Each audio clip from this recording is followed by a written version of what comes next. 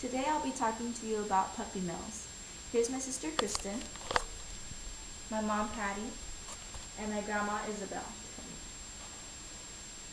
No one must shut his eyes and regard as non-existent the suffering of which he spared himself the sight. Albert Schweitzer. Over the years I've learned that not all animals come from good loving homes. One of the worst places I've heard of are puppy mills. For those of you who don't know what a puppy mill is, here's a definition from Merriam-Webster.com. A puppy mill is a commercial farming operation in which purebred dogs are raised in large numbers. I've done my research on puppy mills not only for school but for my self-awareness as well. I've come to find some very disturbing facts and I'd like to share them with you today. I like to believe that everyone loves animals and they would help an animal in need if they could, but that would just make me naive. So let's say that everyone seeing this speech is a decent human being and would help the animal. As I'm giving my speech, I want you to imagine your own pet going through the things that I'm talking about. My main purpose today is to educate people on how horrible puppy mills are and why they should be banned from the U.S. I'll be covering the following points today: the conditions the puppies are held in, the people responsible are the owners, and we need to ban puppy mills and stop buying puppies from pet stores. Now, I'm sure if your dog got sick, you would take them to the vet right away. Well, the puppies in the puppy mills don't get a vet. They don't get anything.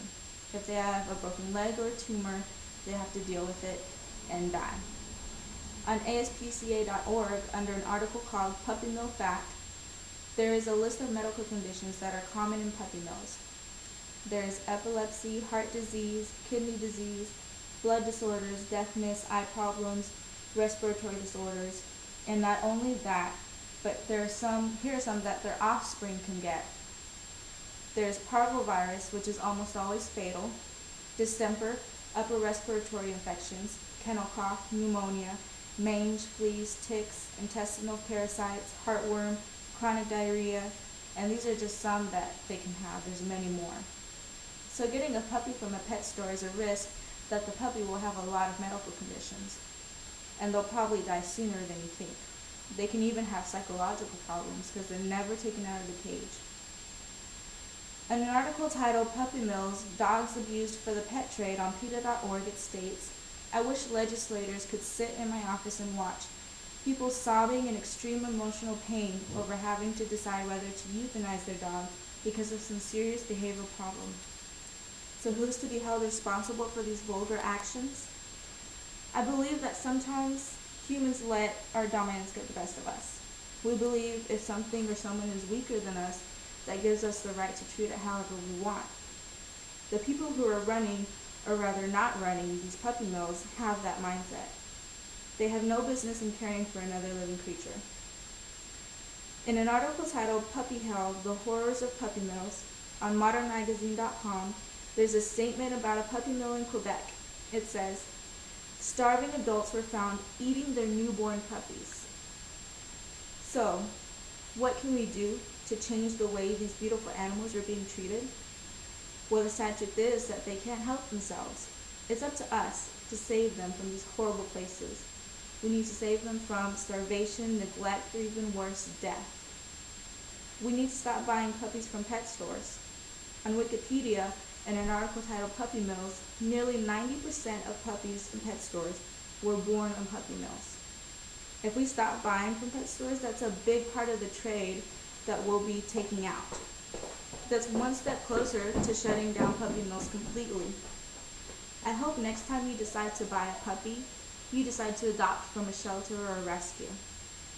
Today, I discussed the conditions puppies are held in puppy mills, the cause for these conditions are the humans, and the solution to stop puppy mills. Some steps we should take are: ban puppy mills from the U.S., only allow shelters or rescues to adopt out puppies, and pass a law that anyone running any type of puppy mill will be put in jail with no bail. For the end of my video, I'd like to show you a short clip.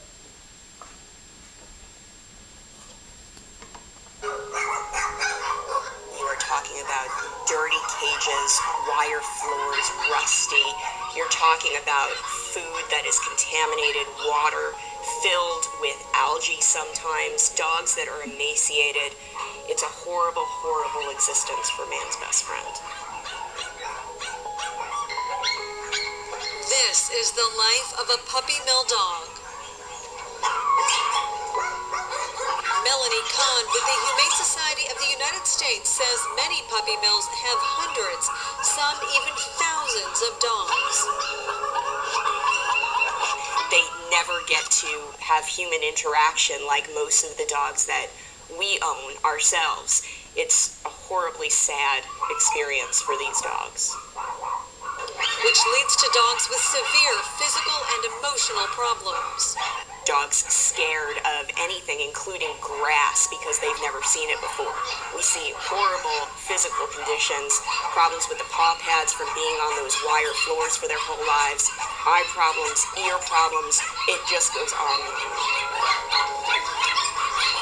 With an estimated 10,000 puppy mills in the United States, the industry rakes in hundreds of millions of dollars a year. It's a profit-driven industry, so there's very little incentive for these puppy mill operators to stop producing dogs at this alarming rate. Even more alarming, the number of people who own puppy mill dogs but don't even realize it. Many consumers unknowingly purchase puppy mill dogs at pet stores and online without knowing where the dogs came from. When you do make the decision to purchase a dog in a pet store, what you're doing is supplying the puppy mill industry. You are condemning that puppy's mother and father breeding in a puppy mill to those horrible conditions for their entire lives.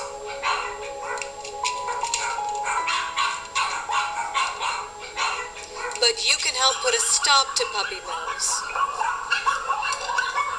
Don't buy a dog at a pet store. Don't buy a dog online. If you do want to get a dog, look at a shelter first or a rescue. And if you don't find the dog of your dreams there, make sure you're going to a good, responsible breeder.